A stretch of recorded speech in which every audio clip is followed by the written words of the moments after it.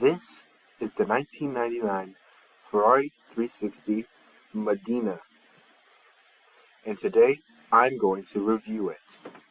Before I resume this review, make sure to check out Cars and Bids, where you can find many cars from the modern era, especially this vehicle right here, the Lamborghini Countach.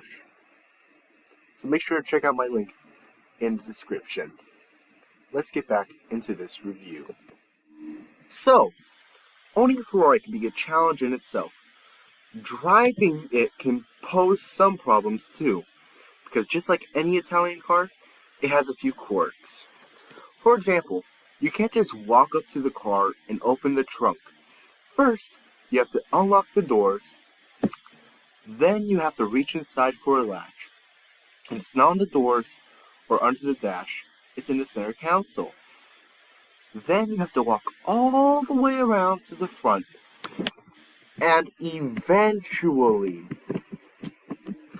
the hood should open. But it seems this will take a bit. So let's move on to the next quirk. You can't just get into the car and turn it on. That's because it has an immobilizer. After you unlock the car, you have about 20 seconds to start it.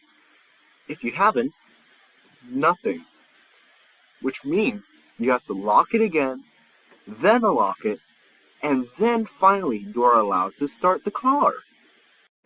Another thing about this car is that you have to think ahead before you get gas for it. That's because the fuel door won't open if you turn the car off. Now if you have turned the car off and you've pulled up to the pump, you have to turn it back on to open the fuel cap.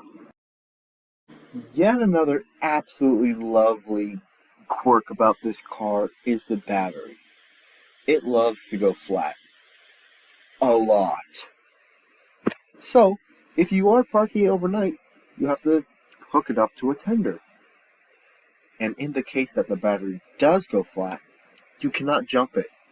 If you do, it may short circuit the gauge cluster, which is $10,000 in damages. That's a lot. Another quite obvious feature of this car is that, well, it's quite low. However, it is all very worth it whenever you are on a very beautiful back road on a nice Sunday afternoon.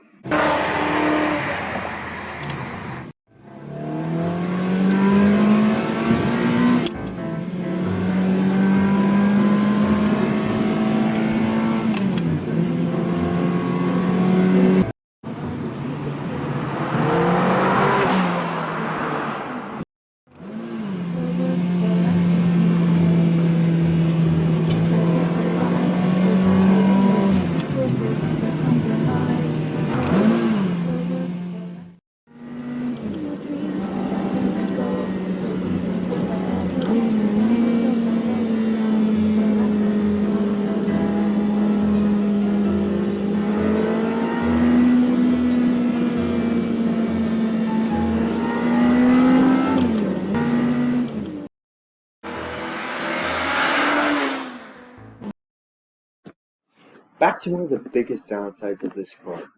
If you did get it to try and be a chick magnet, you've been duped. This car, as shocking as it may be, is not as attention-grabbing as you may think.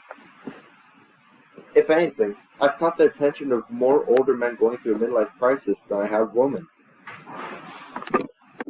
On a scale of 1 through 10, I'll rate this car a 9 out of 10 for the driving criteria, a 5.8 out of 10 for everyday use, a 10 for looks, and around a 7 for reliability.